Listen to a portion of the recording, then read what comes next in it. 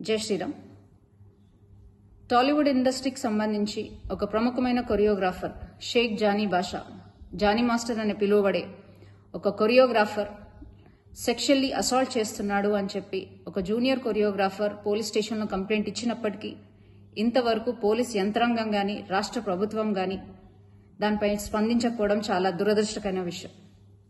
అమ్మాయి తన కంప్లైంట్ కాపీలో క్లియర్గా మెన్షన్ చేసినప్పటికీ గత 5 సంవత్సరాల నుంచి, అంటే ఆ అమ్మాయి మైనర్గా ఉన్నప్పటి నుంచి అతను వేధిస్తున్నాడు, సెక్షువల్ ఫేవర్స్ అడుగుతున్నాడు, అలాగే మతం మార్చుకొని తనని పెళ్లి చేసుకోవాలని ఒత్తిడి తెస్తున్నాడు అని క్లియర్ కట్గా మెన్షన్ చేసినప్పటికీ ఆ జానీ మాస్టర్ అనే వ్యక్తిని ఇంతవరకు పోలీసులు అరెస్ట్ చేయకపోవడం, అతను నెల్లూరులో ఉన్నాడు అని తెలిసి కూడా అతన్ని అరెస్ట్ చేయకపోవడం, అలాగే రాష్ట్ర ప్రభుత్వం దీనిపై స్పందించకపోవడం చాలా దురదృష్టకరమైన విషయం.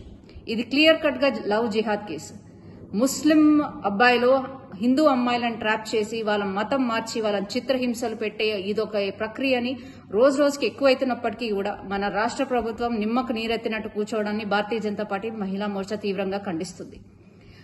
రోజు రోజుకి రాష్ట్రంలో అత్యాచారాలు అన్యాయాలు పెరుగుతున్నప్పటికీ మన సీఎం రేవంత్ రెడ్డి గారు, కేర్ ఆఫ్ హోమ్ మినిస్టర్ గారు నిర్లక్ష్య వైఖరిని మేము తీవ్రంగా ఖండిస్తున్నాం. ఇది వెంటనే లవ్ జిహాద్ గా కేసుగా తీసుకోవాలని, అలాగే ఆ అమ్మాయికి వెంటనే న్యాయం జరగాలని, న్యాయం జరిగే విధంగా భారతీయ జనతా పార్టీ మహిళా మోర్చా తనకు అండగా ఉండి ఆమెకి న్యాయం చేసే విధంగా పోరాడతామని, దీన్ని ఎటువంటి పక్షపాతం వహించకుండా ఈ కేసు సాల్వ్ చేయాలని విజ్ఞప్తి చేస్తూ జై శ్రీరామ్.